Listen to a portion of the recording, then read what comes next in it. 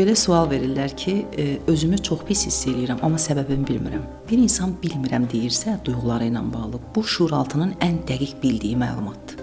Sadəcə şuura gətirmək istəmir. Ondan üzləşmək istəmir. Ona görə bilmirəm, ən yaxşı elə bir seçim olur. Məsələn, seanslarda müraciət edən şəxslər 40 dəqiqə, 1 saat dayanmadan çox geniş danışır. Amma bir ruçka bir vərəq verəndə ki, bura 10 dənə söz yaz, onu yaza bilmir.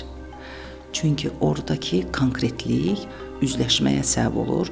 Yəni, necə ola bilər ki, 1 saat ərzində danışdığım bu qədər sözün içindən mən 10 dənə söz tapıb yaza bilmirəmsə, deməli, şuuraltı qılınc qalxandan şuura vermək istəmir məlumatı. Burada nə baş verəcək? Çünki unutmaq istədiyi, xatırlamaq istəmədiyi dərin bir duyğular var. Onunla sadəcə üzləşmək istəmir. Mən deyərdim ki, hər şeyin öz vaxtı var. Hətta psixoloq belə oranı çox qaşıyıb, onu çox incitməməlidir. Dostumuz da olsa, seanslarda da olsa, ailə üzvlərimizdən də olanda bəzi insan hələ bir şeyə hazır deyilsə, onu məcbur ona hazırlamaq sistemə müdaxilədir.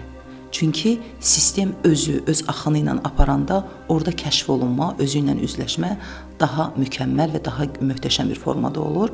Bu baxımdan bəli, mən özümü yaxşı hiss etmirəm, səbəbini də bilmirəmsə, onda o duyğunun adını təyin eləməliyəm.